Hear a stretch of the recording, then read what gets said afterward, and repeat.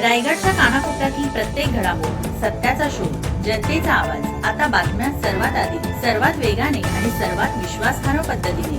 Breaking news, राजकारण, सामाजिक घडामोडी, अपघात, शैक्षणिक, सांस्कृतिक आणि विकासाच्या बातम्या पहा. रायगडचा बुलंद आवाज न्यूज चॅनल, का सत्याची धार लेखणीची.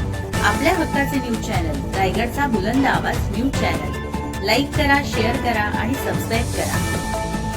शिवसेना विधानसभा समन्वयक पदासह प्राथमिक सदस्यत्वाचा सोमनाथ ओझरडे यांचा राजीनामा. 29 ऑगस्टला अजित पवारांचा राष्ट्रवादीत प्रवेश. शिवसेना उद्धव बाळासाहेब ठाकरे पक्षाचे विधानसभा समन्वयक सोमनाथ दिगंबर ओझरडे यांनी आपल्या पदासह पक्षाच्या प्राथमिक सदस्यत्वाचा राजीनामा दिला आहे. याबाबत त्यांनी जिल्हाप्रमुख नंदू शिर्के आणि संपर्क प्रमुख संजय कदम यांच्याकडे दिनांक 28 ऑगस्ट 2026 रोजी राजीनामा सादर केला आहे. आपल्या राजीनामा पत्रात ओझरडे यांनी पक्षाने तसेच पक्षातील पदाधिकारी व सहकार्यांनी आजवर दिलेल्या प्रेम, विश्वास आणि सहकार्याबद्दल आभार व्यक्त केले आहेत.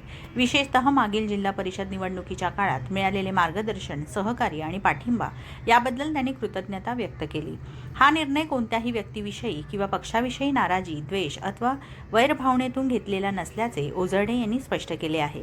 तसेच कोणाचीही गद्दारी किंवा विश्वासघात करण्याचा आपला उद्देश नसल्याचेही त्यांनी नमूद केले आहे. पुढील राजकीय वाटचालींबाबत त्यांनी मोठी घोषणा केली असून दिनांक 29 ऑगस्ट 2026 रोजी सकाळी 11 वाजता कोलाड सुतारवाडी येथे राष्ट्रवादी काँग्रेस पार्टी अजित पवार पक्षात प्रवेश करणार असल्याचे त्यांनी जाहीर केले आहे. जनतेची कामे, विकास कामांना चालना आणि सर्वसामान्य नागरिकांच्या समस्या सोडवण्यासाठी अधिक व्यापकपणे काम करणे हेच आपल्या पुढील राजकीय वाटचालीचे प्रमुख उद्दिष्ट राहणार असल्याचे ओझरडे यांनी सांगितले.